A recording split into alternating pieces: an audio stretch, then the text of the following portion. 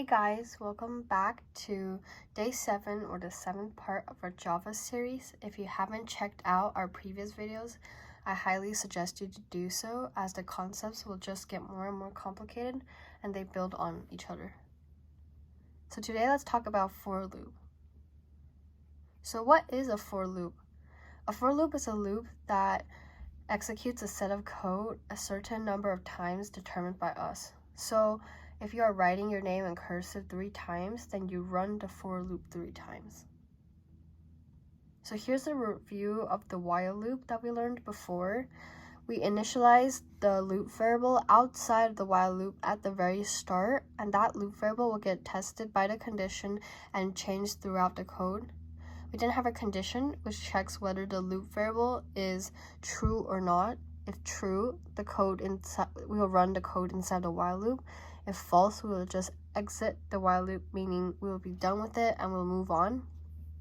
And incrementation, which changes the loop variable inside the while loop so that eventually the while loop will turn false, so that we will not have an infinite running while loop.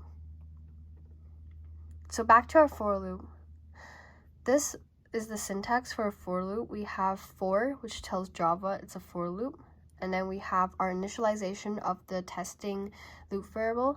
We then have our condition, and then we have our update, which is just changing the value of our loop variable. So this is just a shorthand method for changing the value of an integer. Plus is a shorthand way to say the variable +1 value. So before we would write the variable equal variable +1. So then it would increment its value by 1, but plus is the shorter way to say that. Minus is the same thing, but it's a shorthand way to say -1. So here's an example of a for loop. We have for in I equals 0, I minus 3, I plus, and system.out.println I. So I equal 0 is the initialization of the loop variable, I minus 3 is the condition, I plus is the incrementation, and the code inside is printing out I. So what this is saying is we have a variable I and it starts at 0. While I is less than 3, we run the code, which is print out I, and we add 1 to I every time the for loop runs.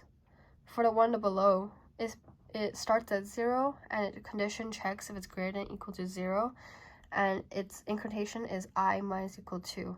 So what this code is saying is we have a variable I, it starts at 6. While 6 is greater than or equal to 0, we print out I and minus 2 from I every time the for loop runs. Take note that you cannot use the variable I or any loop variable name you create for the for loop outside of the curly brackets of the for loop. Basically, you cannot use the variable you created for the for loop when it's outside of the for loop. So let's learn how to loop through an array and array list. If you don't know what an array or an array list is, we taught it in a previous video, I believe 5 or 6, and I would highly suggest you to watch it. So here's the syntax for looping through an array. We have again the for, and then the type, but this time it's the type of variable, so it will be an array or an array list type, the variable name or the name of our array or array list that we created, and then the 2 dots or colon, and then the array list that you want to go through. So here's an example. We have an array with the data type character or char that's created with values already present inside A, B, C. So for character C, or for every element in our array letters, we print out C, or we print out the element.